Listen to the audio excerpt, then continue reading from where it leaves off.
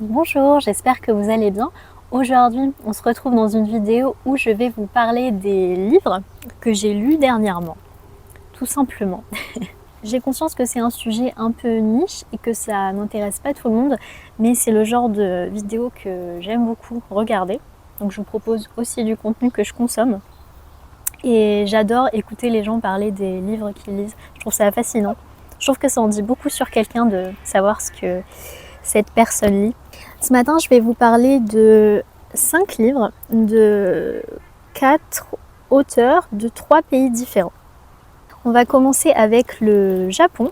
J'ai lu 2 courts récits de Yasunari Kawabata, qui est un écrivain japonais très connu, notamment parce qu'il a obtenu le prix Nobel de littérature en 1968. Alors, ça va être assez difficile de vous résumer ces livres.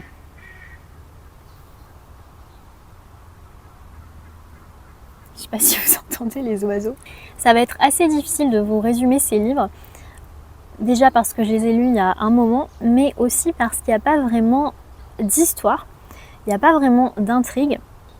On est davantage sur des pensées, des descriptions, un peu comme des fragments. C'est comme si l'auteur cherchait à nous présenter des tableaux. Alors c'est très poétique, c'est très joli, on est sur des atmosphères très particulières au Japon. Mais c'est vrai que ça peut être assez déroutant. D'ailleurs, quand j'ai terminé ces 2 livres, je me suis demandé ce que je venais de lire. Je me suis demandé ce que l'auteur cherchait à nous dire. Et c'est vrai que dans la culture et a fortiori dans la littérature japonaise, il y a beaucoup d'implicites, beaucoup de non-dits. Souvent, ce qui compte davantage, c'est ce qui n'est pas explicité. Mais ça peut être un petit peu perturbant en littérature de ne pas savoir où l'auteur veut aller. Surtout que je l'ai lu en français, je ne l'ai pas lu en japonais, donc il y a en plus cette barrière de la traduction. Si vous recherchez quelque chose de très contemplatif, quelque chose de très onirique, que vous allez lire lentement, parce que c'est pas le genre de livre qui va vous tenir en haleine, il faut y aller doucement, il faut accepter de prendre son temps. Si vous acceptez également le fait de ne pas tout comprendre, le fait qu'il y a des choses que vous n'allez pas saisir, eh bien pourquoi pas. C'est quelque chose qui moi ne me dérange pas, puisque je me rends compte quand je lis des livres comme ça où je comprends pas tout, que quelques semaines voire quelques mois après mon cerveau mon cerveau travaille dessus, ce qui est pas mal. Donc bon, écoutez, pourquoi pas. C'est toujours bien de se challenger en tant que lecteur. Après, j'ai lu quelque chose de beaucoup plus terre à terre, une autrice américaine du XXe siècle, Joyce Carol Oates, avec Délicieuse pourriture. Je trouve le titre super, j'adore. Là, changement de décor complet. On se retrouve aux États-Unis sur un campus américain, en Nouvelle-Angleterre, dans les années 70. Et on suit le personnage de Gillian, qui est une étudiante d'une vingtaine d'années, très discrète, qui va développer une fascination, voire une obsession malsaine pour son professeur de littérature et sa femme. J'avais déjà lu un autre roman de cette autrice, dont j'ai oublié le titre, mais ce dont je me souviens, c'est que c'était très violent. Vous savez, toutes les violences qu'on ne peut pas dire sur YouTube, sinon on se fait striker, eh bien elles étaient dans ce livre. Et dans celui-ci, c'est un peu pareil. C'est très court, ça se lit très rapidement, il n'y a aucune difficulté de lecture. Et le point commun avec l'autre livre que j'avais lu de cette autrice, c'était ce sentiment pendant la lecture de ne pas me sentir très bien. Je me sentais mal à l'aise, je me sentais gênée. Et ça me plaît en lecture, ça me plaît de me sentir gênée.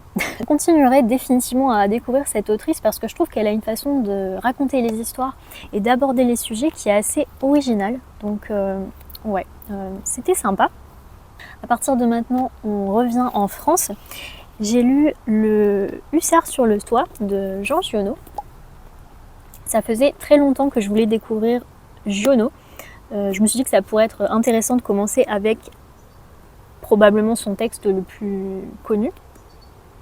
Et je voulais aussi le lire parce que j'avais très envie d'une histoire qui se déroule ici, en Provence. une histoire du terroir. Et là, c'est complètement le cas puisque notre personnage principal va quadriller la Provence. On passe par Manosque, par Gap, Aix, etc. Au niveau de l'histoire, on se retrouve dans les années 1830 et on suit le personnage d'Angelo. Angelo, c'est un jeune piémontais, réfugié en France qui cherche à rejoindre l'Italie.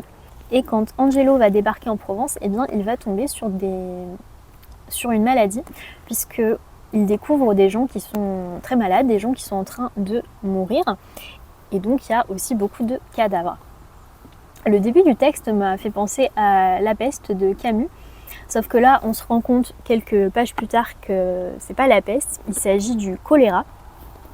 Le choléra est en train de véritablement tuer les gens, de décimer la population. Les gens tombent comme des mouches.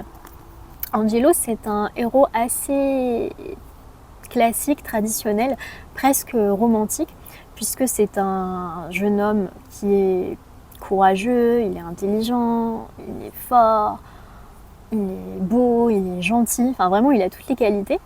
Et face à ça, Jean Giono va nous décrire tous les vices de l'âme humaine. C'est-à-dire que la maladie fait ressortir le pire chez les gens, que ce soit la bêtise, la malhonnêteté, la jalousie, la lâcheté. Donc il y a cette question qui est abordée. Et on a aussi la question du bien, de la bonté. Pourquoi faire le bien? Puisque Angelo, en tant que bon héros qu'il est, à chaque fois qu'il voit un malade, il va chercher à l'aider. Donc il va l'assister, il va risquer sa propre vie pour chercher à secourir cette personne. Et c'est vrai qu'en tant que lecteur, au bout du 10e malade, on se demande à quoi bon, puisque à chaque fois, Angelo n'y arrive pas, il n'arrive pas à sauver les gens meurent. Donc il y a toute une réflexion sur ça également. Les descriptions sont absolument incroyables, j'ai adoré les descriptions de Giono. Et j'ai trouvé la fin assez inattendue. J'ai beaucoup aimé la façon dont Giono a réussi à ficeler toute son histoire. Donc vraiment une bonne lecture, je vous le recommande. Et on finit avec un chef-d'œuvre. Vous l'avez vu si vous avez regardé ma vidéo sur la Normandie. À l'heure où je filme celle-ci, j'ai pas encore monté celle sur la Normandie, mais j'espère qu'elle était bien. J'ai relu Madame Bovary de Flaubert. Alors, je risque d'avoir des questions, donc je préfère anticiper. Effectivement, moi aussi j'ai été surprise de la taille du livre quand je l'ai reçu. C'est parce que je l'ai commandé sur le site de la bibliothèque et comme d'habitude, je ne regarde jamais les éditions. Donc quand je suis allée le récupérer, j'ai été étonnée de la brique parce que dans mon souvenir c'était quand même plus petit.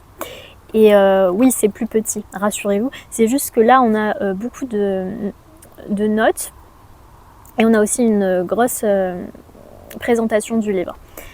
Donc, ce qui finalement était pas mal parce que ça m'a permis d'en apprendre davantage sur le processus d'écriture de ce livre. Mais c'est pas pratique, surtout si vous partez, si vous prenez l'avion par exemple, ça prend la moitié de votre valise.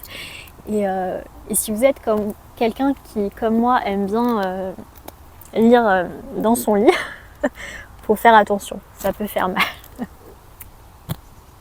Madame Bovary, c'est un monument de la littérature française. C'est peut-être le plus beau livre qui ait jamais été écrit en langue française. Si vous ne l'avez jamais lu, je vous suggère d'arrêter cette vidéo et d'aller le lire. Ça apportera davantage à votre existence que de m'écouter en parler. Ce roman, c'est l'histoire d'Emma. Emma qui deviendra Madame Bovary en épousant Charles. Charles Bovary, un officier de santé, veuf, un peu plus âgé qu'elle. Et Madame Bovary, c'est une femme qui s'ennuie, une femme qui dépérit, une femme qui est profondément malheureuse dans son mariage. Elle n'aime pas son mari. Et pour échapper à cet ennui, pour échapper à son existence, elle va prendre des amants, elle va faire des achats, elle va contracter des prêts et contracter également des dettes jusqu'à une fin tragique. Plus que l'histoire, plus que le fond, ce qui compte véritablement avec ce livre, selon moi, c'est la forme, c'est le style de Flaubert. Je crois que je vous en avais déjà parlé dans une vidéo précédente, ça fait peut-être 1 an maintenant, mais Flaubert a mis pratiquement 5 ans à écrire ce livre et ce qu'il recherchait en créant ce roman, c'est la perfection du style. Par exemple, Flaubert détestait les répétitions. Flaubert gueulait ses phrases, c'est-à-dire qu'il les gueulait pour écouter la façon dont la phrase allait sonner. Et si une phrase n'était pas parfaite, si elle n'était pas bien placée, si les mots n'étaient pas bons, il fallait tout recommencer. Ce qui fait qu'il pouvait parfois mettre des semaines pour écrire une seule page. Et tout ceci fait que vous pouvez ouvrir Madame Bovary à n'importe quelle page, vous pouvez lire une phrase et vous allez trouver ça beau. Vous allez trouver ça bien écrit parce qu'il y a du travail derrière. Et si Flaubert a choisi d'écrire une phrase de cette façon, s'il a choisi d'utiliser ces mots pour écrire cette phrase, c'est parce qu'il n'en a pas trouvé de plus juste. Ce que je vous conseille, si vous lisez ce livre ou si vous le relisez, c'est d'essayer de le lire avec du recul en essayant de vous mettre à la place de Flaubert. Parce que Flaubert était extrêmement critique de tous ses personnages. Vraiment, tout le monde en prend pour son grade, mais particulièrement de ses personnages masculins. C'est vraiment délicieux à lire, je trouve. Et c'est rigolo. Ça, du coup, le texte prend vraiment une touche humoristique. Il y a énormément de choses que j'aimerais vous dire sur ce texte parce que c'est fascinant. Surtout la façon dont ça a été écrit, c'est très intéressant. Mais j'ai pas envie de vous saouler, donc je vais juste vous donner 2 dernières informations. La première, c'est qu'à la sortie de ce livre, Flaubert a eu droit à un procès pour atteinte aux bonnes mœurs, ce qui a également contribué au succès du roman. Puisque, comme on le sait, toute publicité, en général, qu'elle soit bonne ou mauvaise, favorise le business, favorise les ventes. Et là, ça a été le cas. Et la deuxième chose qui est personnelle, c'est que la toute première fois que j'ai lu ce livre, j'ai détesté le personnage d'Emma.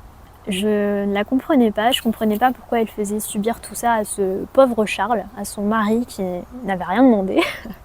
Encore aujourd'hui, j'ai de la compassion pour Charles, c'est juste un mari qui aimait sa femme. Et je pense que Flaubert avait aussi de la compassion pour Charles, même s'il l'a beaucoup critiqué. Quand on regarde la façon dont il l'a fait mourir, il lui a quand même accordé une mort très douce. Mais aujourd'hui, je comprends davantage Emma et j'ai de l'empathie pour elle. C'est juste une femme qui s'est retrouvée enfermée dans sa mariage alors qu'elle avait d'autres rêves. Et c'est une femme qui finalement est juste née à la mauvaise époque. Bref, je pense qu'on va s'arrêter là pour aujourd'hui. Merci beaucoup d'avoir regardé cette vidéo. J'espère que ça vous a plu. Si vous avez des recommandations de lecture, pas seulement pour moi, mais pour toutes les personnes qui pourraient lire les commentaires, eh bien n'hésitez pas, vous avez toujours de belles suggestions.